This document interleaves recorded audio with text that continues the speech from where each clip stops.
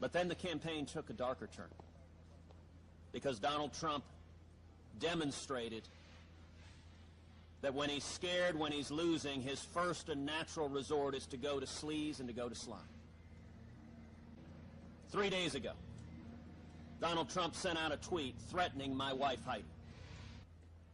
The next day, the National Enquirer published a story. It is a story that quoted one source on the record, Roger Stone, Donald Trump's chief political advisor. Let me be clear, this National Enquirer story is garbage. It is complete and utter lies. It is a tabloid smear. And it is a smear that has come from Donald Trump and his henchmen. And what is striking is Donald's henchman, Roger Stone, had for months been foreshadowing that this attack was coming.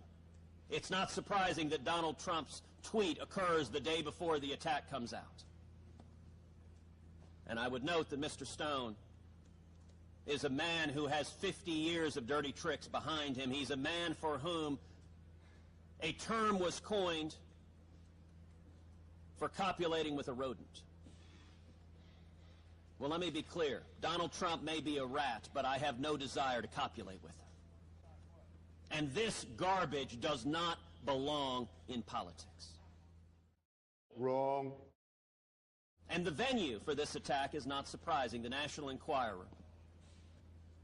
The CEO of the National Enquirer is an individual named David Pecker. Well, David is good friends with Donald Trump. They have a friendship that goes back for many years. In fact, the National Enquirer has endorsed Donald Trump, has said he must be president.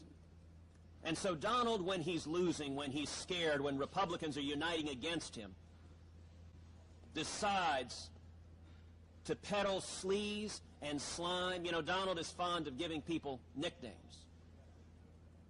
With this pattern, he should not be surprised to see people calling him Sleazy Donald, because that is his first and last resort, is to go to sleaze and ignore the truth. This has no business in politics.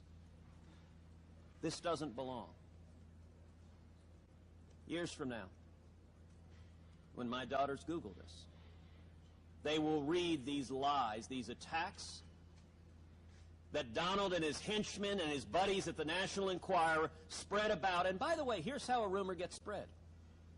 They get their henchmen to put it out on the internet,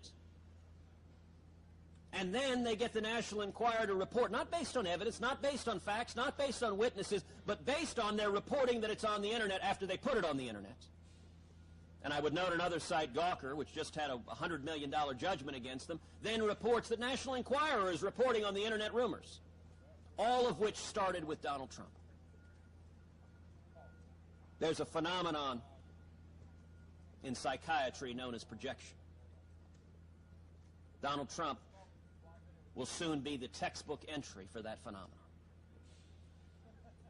Donald has demonstrated he's willing to attack anyone and everyone, and truth does not matter to him. He will lie and go to sleaze. Well, that sleaze has no place in politics. And I think the American people are fed up with it. Senator. Inventing a tabloid smear that is completely untrue. So yes or no, will you vote for him? I will say this. I don't make a habit out of supporting people who attack my wife and attack my family. And Donald Trump is not going to be the Republican nominee. Donald Trump is not going to be the Republican nominee. We are going to beat him. Yes. The question that the people of America are asking is, how low will Donald go? Is there any limit that he will not go? I believe his conduct in this campaign is convincing millions of Americans that this man would be an embarrassment as president. We don't want a president who traffics in sleaze and slime. We don't want a president who attacks the family members of other candidates. And we don't want a president who, for 4 or 8 years, we pick up the newspaper every day and read about the latest disaster So he sits in Trump Tower and sends tweets late at night. Well, this is a dangerous world. We need a president who is capable of sitting down with Putin and defending America. And it will not be sufficient for the president to hide in his tower and send tweets at Putin. Putin invaded another country, bad. That's not what we need from a president. We need a president who can and will lead. And I think the people of Wisconsin, the people all across this country, have had enough of dishonesty, of sleaze. The conduct of Donald Trump is unbefitting the President of the United States, and these stakes are serious. America is in crisis right now, and we need a leader who brings us together, who defends who we are as Americans, who defends our values. And we need a president who is fighting for the people of America and not battling his personal demons on Twitter. Senator, have you been